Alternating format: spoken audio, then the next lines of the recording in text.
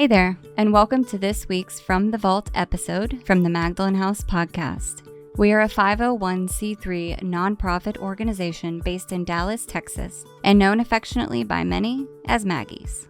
Every first and third Wednesday, we bring you a new release.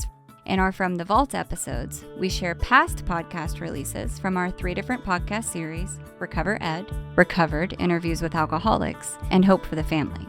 Our podcasts aim to connect, inspire, and educate alcoholics, loved ones, and the community to the Magdalen House and the services we offer. We're so glad you're here. Thanks for listening. Good morning, everyone. Welcome to the live version of our podcast series, Recovered Interviews with Alcoholic Women. So today, for those of you who aren't aware of what this is, once or twice a week, we do workshops in substitution of our regularly formatted scheduled check-in. One of the workshops that we do is our podcast series, where we have a recovered alcoholic woman on that we get to just ask questions and talk about different things that we don't normally get to in regular meetings. And so today's guest is Brehn, and Brehn is a very, very, very good friend of mine. She sponsored me around, I think, a year sober. And so that's how our relationship built. And now we're just, I consider her one of my best friends today. And so that's one of the coolest things I think about this program is the relationships that are built. And she has been one who has shown up for me in rough going, and my kids are super close with her. And I know that she is, one of the things I love about her is how honest and transparent she is. And she has a lot of insight, and I'm just so grateful to have her here with us today. So if you guys have any questions at all, please feel free to speak up. Even though this is a podcast, it was designed for you all first, and it is for you all first. So if you have questions, please speak up. If you do not want your voice being heard, you can send them in the chat and I will ask for you. And then if you don't have questions, that's okay too, because I always have questions. So, Brehn, if you don't mind, just start with introducing yourself and giving us a little bit of background to qualify yourself as an alcoholic and what led you to Alcoholics Anonymous. Yes, absolutely. Thank you so much. I feel so honored and excited to be here. So yes, my name is Brehn. I am an alcoholic. My sobriety date is July 3rd, 2014. I did not know that was going to be my sobriety date. If I did, the day before, my last drink might have looked a little different. I had $20 and I was at Chili's, and that was the last time. But what catapulted me into sobriety, honestly, was a lot of legal problems. July 3rd, 2014, I went into jail for the 12th time and the last time. So a little bit of how, I grew up in Plano, which is a suburb of Dallas. And I don't know how much of y'all, know about Plano, but in my opinion, it is it's very materialistic town. And so I grew up with this sense of always feeling a little left out. I didn't grow up with a lot of money. My family was well, but by any means. I remember I wanted a Tommy Hilfiger shirt and Doc Martens in 6th grade, but my parents refused. But I thought if I had those things that I would fit in. But anyways, so, my family looked like your typical family from the outside looking in, but on the inside, it was the complete opposite. I'm the only girl. I have 2 brothers. So there was a lot of being picked on. Felt like I needed to keep up with them. My mom, we are best friends now, but when I was growing up, she suffered from, depression. So she was very absent. And my dad was a very mean man. And when he wasn't at home, being mean, he was gone half the time. So, fast forward, I already felt like I needed to gain my dad and my brothers and my mom's attention and approval. So I tried to do everything I could. I sucked at school, so I knew it wasn't going to come from being a good student. So I tried really hard at sports and dance, and that's kind of where I thrived. So I spent, looking back, I spent the majority of my time dancing and trying to fit in at school. I tried anything and everything to be a part of because I always felt not a part of. And that's all I wanted. I just so desperately wanted to be a part of. And, I didn't pick up a drink or a drug until I was 18. I had finished high school. I was an officer on drill team. So I no longer had that structure in my life. And I had an incident happen where I literally lost all my friends because of high school rumors. I thought I had finally arrived, and then something happened and I was no longer relevant, and I was depressed and I was angry and I was lonely, and I picked up alcohol. And I didn't have that experience where I picked up alcohol and was like, oh my God, I love it. Right. It took me a while, like good old fashioned alcoholic, a lot of practice of getting really, really drunk.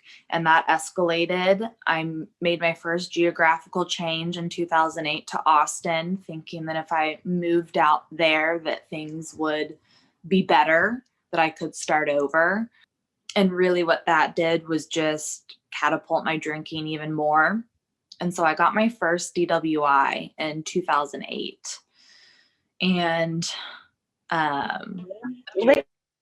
2 weeks later, I got my second DWI. So I got my first 2 DWIs within the same month. And I kept on doing what I was doing. It didn't even faze me. I was like, well, okay, I just need to be a little bit more careful when I'm out in public. Maybe I shouldn't drive. In 2010, I realized that doing probation was very difficult. So I moved back home to Dallas and ended up turning myself in to jail. And I did about 5 months in Austin jail for the sole purpose so that I could go back to doing what I wanted to do. Because I didn't want to stop drinking. And then the second that I got out of 5 months in jail, y'all, I am not even kidding. Within 2 weeks, I got a public intox. And then I think it was like a month after that, I got my third DWI. And y'all, I did not think that it was a problem. I was like, I just have really bad luck getting caught. The thought of being an alcoholic never slipped into my mind. This whole time I was working as a bartender or a waitress. And sometimes that's just the lifestyle that can come with that job. So I just didn't think anything of it. I just thought that I had really bad luck at getting caught. And so after that third DWI, I was on felony probation. And that's where things started getting it ventured out of that me going out and having fun and drinking and just like, oh, it's a part of what you do in your 20s. It ventured from that into I was drinking all the time. I was drinking alone. I was spending every single cent I had on alcohol. I had a breathalyzer in my car. I had a breathalyzer at home. I could not blow a single breath into that thing. And I kept failing UA tests at probation. And my probation officer kept sending me to jail over the weekends, which is where I racked up that 12 times in jail. And finally, my probation officer was like, listen, if this happens again, like, we will revoke your probation and you will go to prison. And that terrified me. Actually, that didn't even terrify me. What terrified me was she was like, but first we'll give you an ankle monitor. And I was like, oh, no, I definitely can't get away with drinking with an ankle monitor. The ankle monitor scared me more than prison. So really what catapulted that was, I just started to feel this pit in me that I can't explain other than I just lived to drink. I thought that's all that I was good at. So really what catapulted me into trying to get sober was the fact that I knew I wouldn't be able to survive with that ankle monitor on. So I was like, well, maybe if I go to treatment, that'll get them the government off my back and maybe they won't give me an ankle monitor. So I went to treatment, and like, talk about a God moment though, right? Because my own idea, right, which it talks about in the book, like, my best ideas get me drunk. It obviously got me to jail 12 times, racked up 3 DWIs and a whole other rap sheet. And here it is that I'm thinking that it's my idea to go to treatment, right, to get them off my back. But little did I know that God was already working in my life.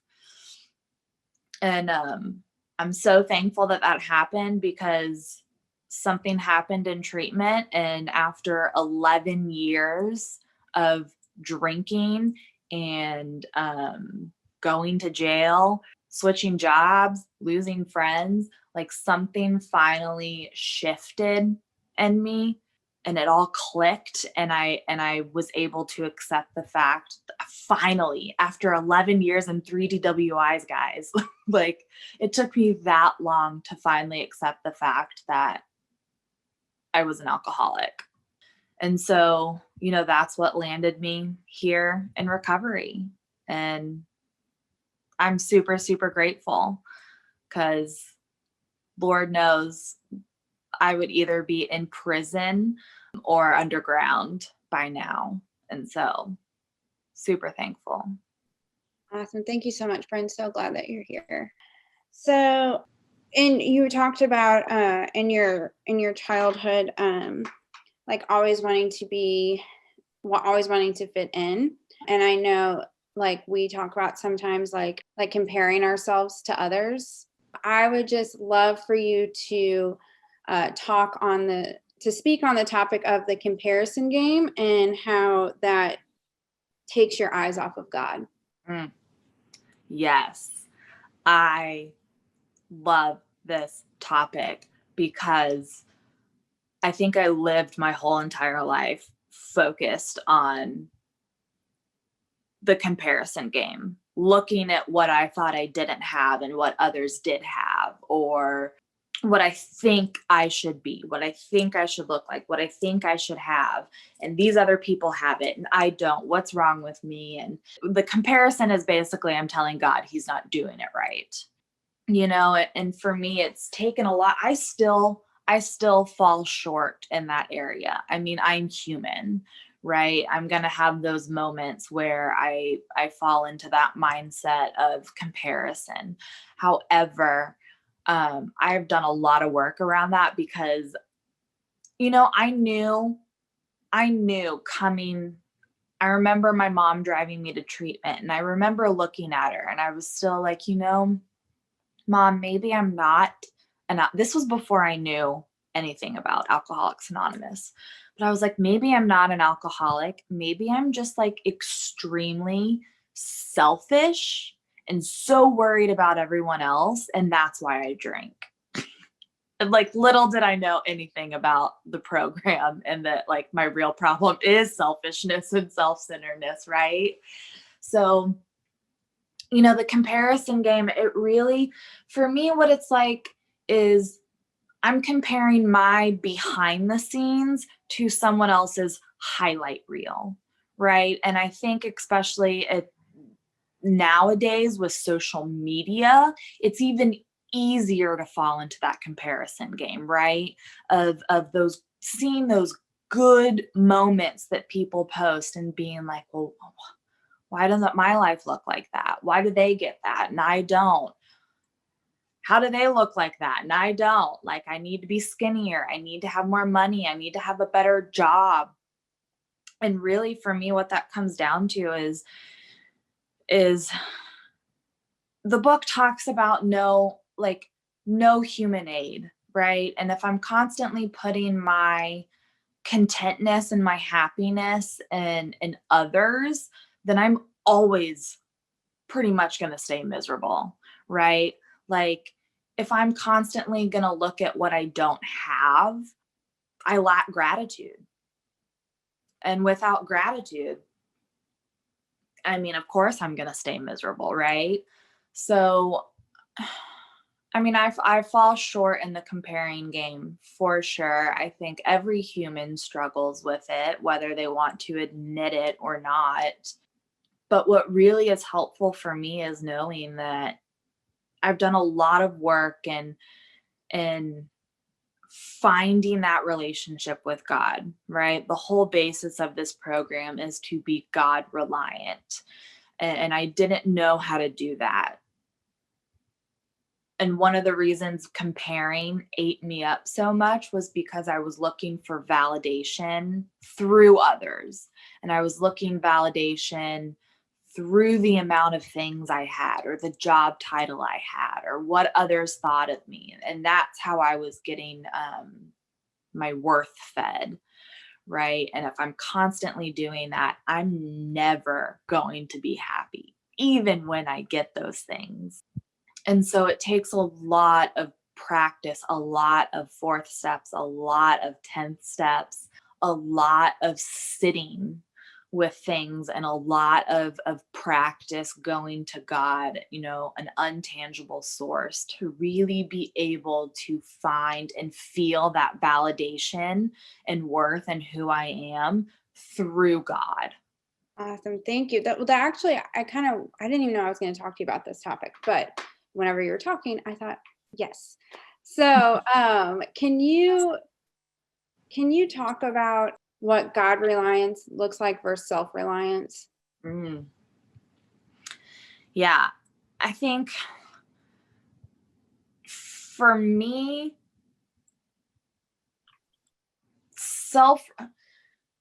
it's hard because I feel like sometimes I don't even know I'm in self-reliance until it's like smack dab in my face that I'm like, oh gosh, I've definitely been self-willing this area of my life. But typically it's like when I keep hitting roadblocks, like if I have a plan or design in my mind, an expectation, right, of what I think should happen, and I just keep running into roadblocks, like it's not naturally unfolding, it's not naturally happening, and then that's typically a sign that I'm living in self-reliance, that I am living in self-will, and I need to start moving towards God reliance. And I think a big like something that I say quite a lot is like, it is what it is, right? And that's kind of where I feel like that God reliance is not it's a lot to do with acceptance. And it talks about it on page 417, I believe, of the big book. Like, acceptance is the answer to all my problems, right? And I find that when I get into that position of acceptance, it's easier for me to become God reliant, right? Whereas I can take whatever is thrown my way, and not I can take it, but that I know I take comfort in the fact knowing that whatever does come my way, that like God has got me, right? All I can do when it comes to that is look inward and look upward, because those are the only things that I'm able to do to find that peace and comfort. So God reliance just really looks like perspective change to me. A lot of prayer, a lot of conversations with God. I mean, I'm talking to him all day long. I take the phone off the hook in the morning and I don't hang it up till the end of the night. I don't know. And that's what God reliance looks like for me. I know one of the things that when I think about you that stands out to me was that, I mean, you're in a relationship today, but you were single for a very, very long time. Mm-hmm. And you were very adamant about taking that time to build your relationship with God and really sticking to your sane and sound. So can you talk about the importance of a sane and sound first? Yeah. And then, just start with that first. Yeah, absolutely. Yeah, I was single, I think, for about, pre-sobriety. And then I was single for the first 4 years of my sobriety. So about 8 years total. I knew coming in to recovery that I was a big approval and attention junkie. And so that was a defect that God quickly removed for me. You know, it says sometimes quickly, sometimes slowly. That was one he plucked right from me pretty quickly. Like the desire wasn't there because I knew that if I got involved and I felt any kind of rejection or misunderstanding, that would be a blank spot for me, that I would have a really hard time staying sober. So, you know, when I got into the sane and sound, right, which I do right after my fourth step, I'm seeing how I have shown up in past relationships, right? Not just intimate relationships, but friendships, family, so on and so forth. And I'm seeing how I have shown up in my life without God, right? And it is the answer. It's the key, right? That is how I'm going to continue to show up in relationships without God. So developing that sane and sound was super important to me. I was really excited to have this gauge of what to work towards and what I wanted for my life, you know? So I think sometimes in the beginning, you know, we can get into, a sane and sound is writing what I want my perfect relationship or what I want my perfect, you know, partner to look like. And yes, it is to write what we want that relationship to possess, what we want our partner characteristics that we would like them to possess. But I think the most important thing is, do I possess those?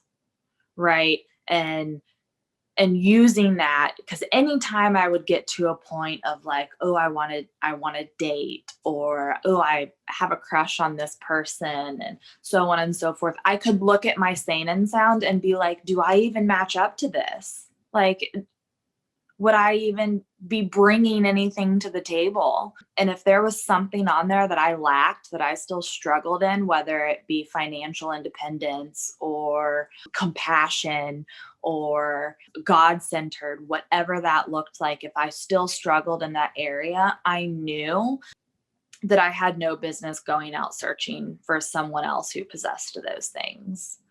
And so I just really use that sane and sound as not like a to-do list, but just like a gauge of, where am I at in my recovery? Where am I at in my growth? And if I was still struggling in those areas, I knew that I still needed to spend some time with God and myself. And so the sane and sound, I still have one today, because we're never done growing. But in the beginning, I just knew relationships would be a tough area for me. So I really held tight to that sane and sound. And yeah. Awesome. Thank you. Now I got some insight onto what your sane and sound looks like too, because you just named a few examples. Thank you very much. Yeah. Does anybody have a question? I do. Okay, Jessica. What would you say as far as the sane and sound goes? Like, what would you say to someone that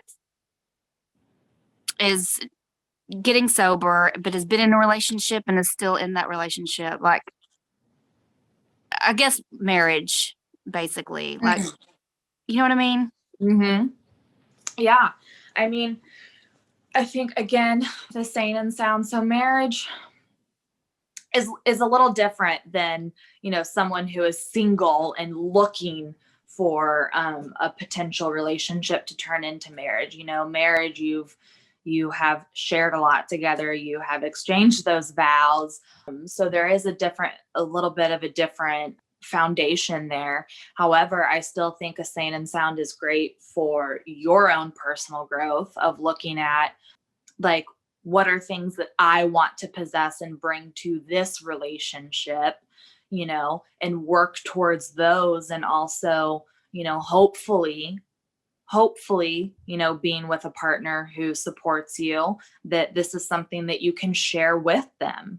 Like, hey, this is something that I would like, the foundation of our relationship to be. Like, what are things we could do to work towards this, and really kind of like sharing that sane and sound experience with your partner, because that's ultimately what it is, a partnership. And like, how can we get our relationship to this place? Thank you, Brehn. Great question. Yeah. Do you do that in your relationship today? I do. Yeah. I do. It's something, one thing that I have learned, it's so weird because I was horrible at relationships, no matter what kind of relationship it was. Again, friendships, intimate, whatever, horrible. And, like the relationship that I'm in now, we're both in recovery. So I think, God is the center of it, but communication is key. Like, I mean, I'm a little easier at communicating because I just word vomit whatever. I have no problem word vomiting feelings and emotions and so on and so forth. But, I have found that honestly, one of the most beneficial things in a healthy relationship is communication. Go ahead, Cynthia. I'm not articulate. Have you had experience of having to implement a sound and sane when you're already in a relationship? Like you have all these things in common, and you know what you want. And I found that I've been a little more one-sided than the other, and I guess, in lack of a better phrase, lead a horse to water, but you can't make it drink. So are you supposed to sit on its head and drown it and force it to drink? I mean, I haven't had experience when it comes to intimate relationships with the sane and sound. I mean, I have with friendships, and in that position, I'm no longer friends with them. I may be acquaintances with them, but I'm no longer friends. And like, I am not one, that is something for you and God to decide. Like, that's where we have to bring God into every area of our life, including relationships. And that's another thing, what God reliance looks like is listening to the things we don't want to listen to. Sometimes God might be telling us something. We're like, no, that's not what I want to happen. I don't want it to look that way.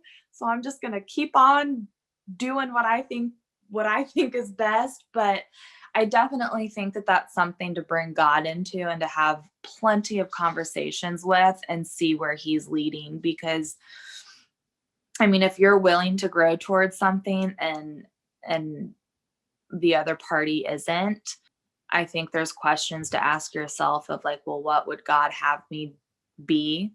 What would God have me do? And what do I believe that God wants for me? Like, am I adding to it, or is this relationship adding to my life, or is it taking?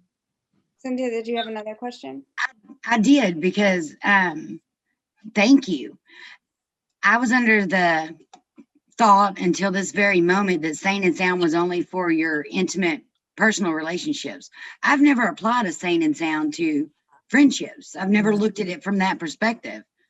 Thank you. Thank you. That clears up a lot, because usually it's sane and sound sex idea, because it comes, on, the sex part of the inventory. But to apply that in friendships, I can see where that would be amazingly beneficial.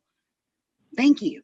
Yeah, no, of course. It's super beneficial. I mean, it's like you are what you attract. I want to surround myself with people who are very like-minded, God-centered, looking for growth, vulnerable, honest, transparent. Like, those are all things that I value. And it's hard to relate to anything less than that. So yeah, I mean, my sex inventory, my parents were on my sex inventory.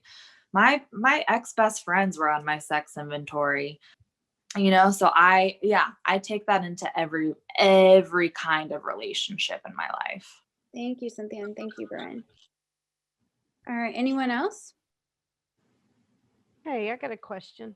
Yeah, go ahead. So you're talking about sane and sound in friendships as well.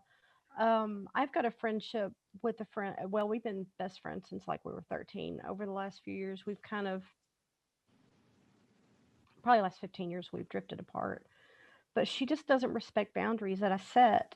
So I've totally stopped talking to her. But is there another way I can resolve that, or should I just leave it like that? I hate to do that.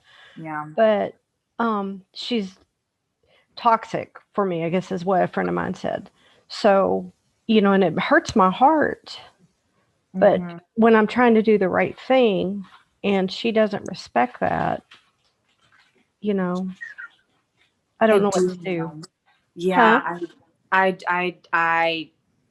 I totally empathize with that situation. It's hard. It's hard when it comes to people and friends, like, doing the next right thing. It's like, what is doing the next right thing? Would it be letting sleeping dogs lie, or would it be to continue trying to repair this relationship? And I don't know, in my experience with that, I've had to look at it as like when I was a very toxic person in a friendship, right? What is the best thing that my friends then could do for me was kind of drop me as a friend, because that's when I really learned the consequences to my behaviors and my actions, right? That taking people emotionally hostage is not okay. And I only learned that through losing a lot of friendships. And, I've lost a lot of friends in sobriety too. And there's a grieving process, like you are grieving a part of you, a part of your life. And what I've really taken comfort in is that, I feel that like God removes people, that he doesn't remove people from your life because they're not good enough or because you're not good enough. But I think that I'm a big fan of the term seasons, right? Because seasons, they don't last forever. They're here temporarily and then they're gone. They may come back. They may look a little different. I mean, every season comes back. It may just look a little different. So I feel like there's people placed in our life for certain seasons of our life. And when we're no longer of service to them, or if they are no longer of service to us, then maybe God sees fit to remove it. And again, I think a lot of what do I do next comes from a lot of prayer and meditation with God. But if something is toxic to you, I don't think that you're wrong in stepping back. Thank you, Brehn. You were talking about like the seasons, and I know that you sponsored me for that season of my life for a reason, and then now God sees fit for us to be in each other's lives as friends, and I'm so grateful for that. And hopefully you can be a lifetime, Yeah. season lifetime. But I know one of the things that I took away with whenever you sponsored me that I may not have appreciated at the time because of my own delusion, but was the importance of 10 stepping. Mm-hmm. And so, and I know that's one of your favorite topics. So can you speak on the importance of 10 stepping and the topic of self-awareness? Yeah. I love the 10 step. I love it. I love self-awareness. And I think that's because I was so non-self-aware for so long. Like I lived in that ignorance is bliss area for a very long time. Like, you know, just very disconnected from myself. I've always been a big feeler, but I was never able to process those feelings. So, and that's what the 10th step has given me. It has given me the ability to sort through the mess in my head and really be able to process those feelings, right? Because ultimately, coming in here, it's like, oh, if I can just stop drinking, then like my life will get better. And then only come to find out that like selfishness and self-centeredness is the root of everything. And those feelings that I struggle with, right? The feelings of whether they're negative or positive, just feelings in general. That is what drove me to drink. Right? I drove when I was in fear, I drank when I was in fear. I drank when fear was driving me, but I drank when I was in fear. I drank when I was angry. I drank when I was sad. I drank when I was happy, when there was something to celebrate. Those were all the reasons I drank. And so really being able to take a look at those and figure out what is underneath them was going to be so important for me and my sobriety and being able to, you know, I didn't know who I was also. And I think the 10th step really kind of gave me that opportunity to get to know myself again. Right. And so, and then I also think I'm a very empathetic person. Like I can put myself in someone else's shoes and sometimes I think I may lack boundaries. I know that I'm definitely super codependent, and there is an Al-Anon program in my future. But I had to think of how I couldn't live in the dark anymore, right? I couldn't live without seeing how my actions and behaviors affect other people. Also, because as an alcoholic, I just wrote a huge resentment inventory on how the actions and behaviors, yes, I played a part in it, but how actions and behaviors of other people affect me, right? And how I feel if I run across someone who is acting, we're all selfish and self-centered, but if that makes sense at all, I was really able to see how my words or my lack of words could be affecting someone else negatively. And also the self-seeking part of me, right? Like the pride, the selfishness, the self-seeking, the fear, it's all, I get so passionate because it's all connected. It's all like, it's just all full circle, right? And it just takes my eyes off God. I lack humility, right? I'm prideful in the fact that I want others to see me a certain way, or that they should see me another way, which I feel is basically like me saying, give me all the glory, give me all the glory, give me all the recognition, versus saying, give God the glory. Like God is doing for me what I cannot do for myself. And it's just really important for me to look at what is driving me. You know, it says in the big book, being driven by 100 forms of fear, self-delusion, self-pity. We step on the toes of our fellows and they retaliate. Right. And so I have to look at what is driving me. Right. It's the fear. Okay. Fear of not being liked. Okay. And then I kind of sometimes take it a step further and I'm like, well, okay, well, what happens if I'm not liked? right? And again, it goes back to what we were talking about in the very beginning with the comparison game. If I'm always going to look for my validation in other people, I'm always going to be filled with fear of not being liked. And that's going to cut me off from God. And that is going to take me away from being of service to other people. It's going to take me away from being present in my relationships, because knowing me, I'm going to sit there and overthink myself to death on why this person doesn't like me and what I can do to get them to like me. And if I'm constantly finding my worth and validation in those people, it's going to be a miserable life. Right. So I've got to look to God to find that validation. So really looking at what is driving those feelings for me has been super life-changing. Really be able to get to know the inner workings of my mind. Now, granted, self-knowledge will not fix it.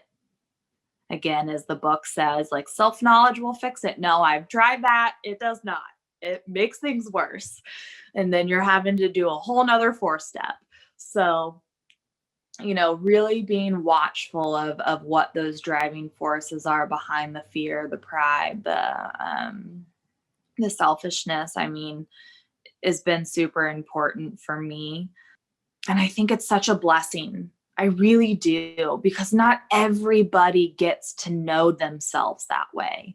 Right? Not everybody gets to really have that kind of relationship with others where they're able to focus on themselves and get to know their feelings and their emotions and so on and so forth. And so I love the 10th step, because it has, not only has it changed me for the better, I continue to grow in the 10th step, but it has increased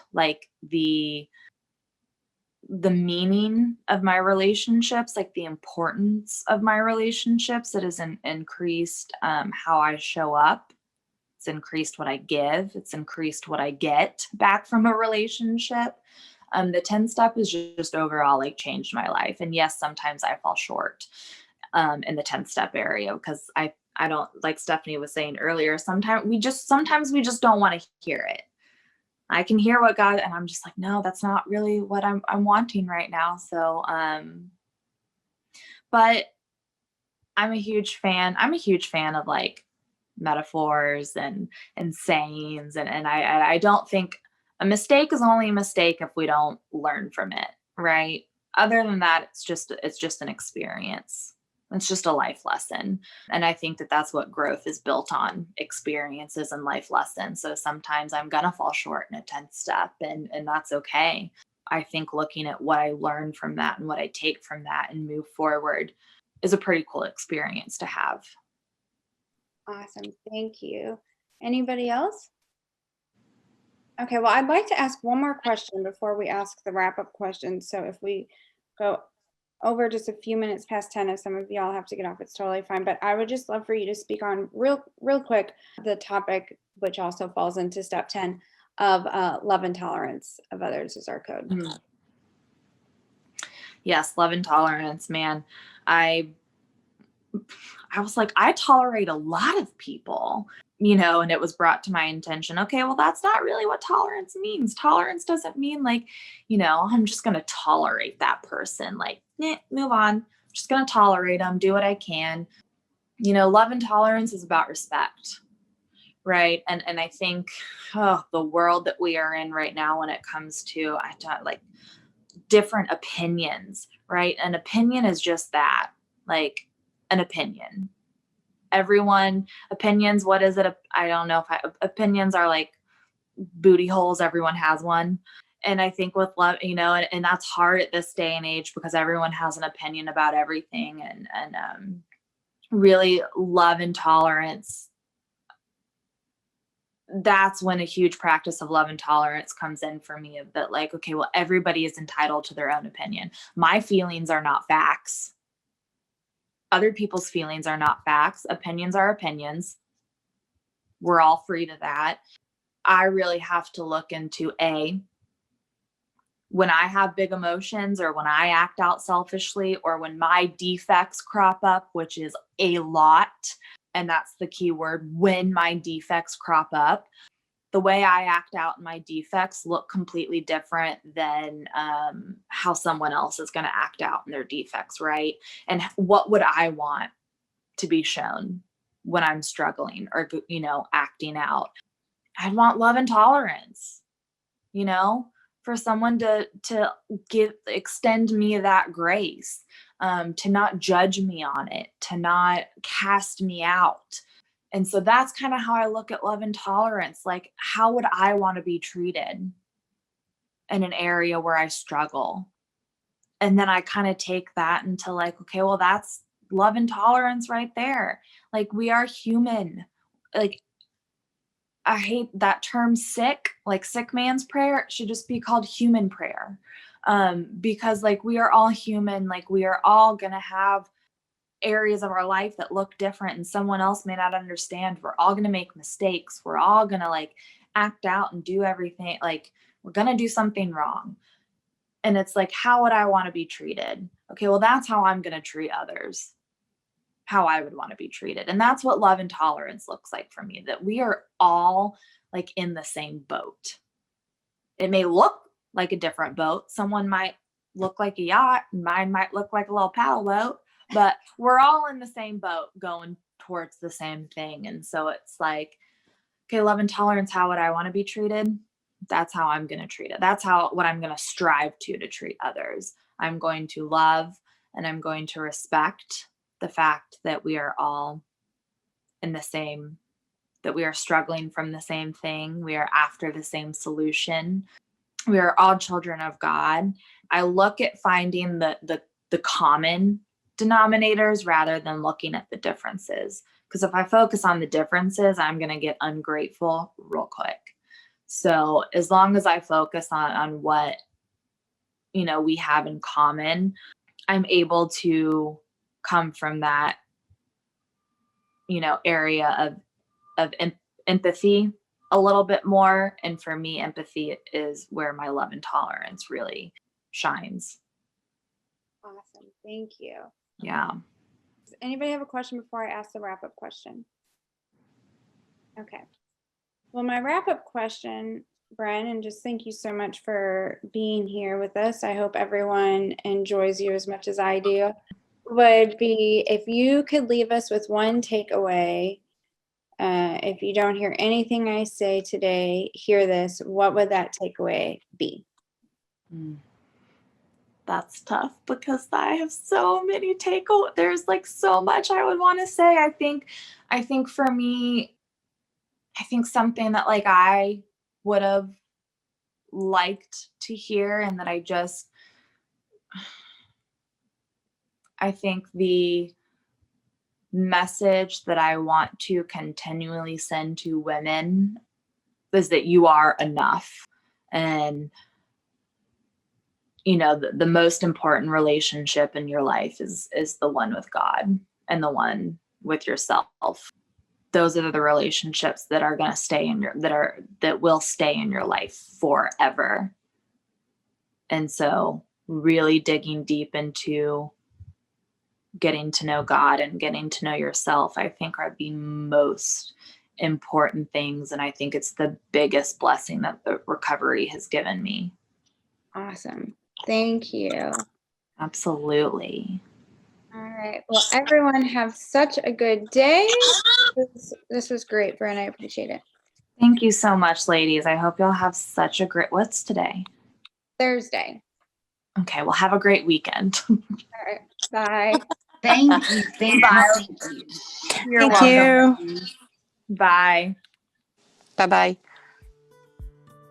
We hope you've enjoyed this From the Vault re-release of the Magdalen House podcast. Tune in every first and third Wednesday for a new release from one of our 3 podcast series.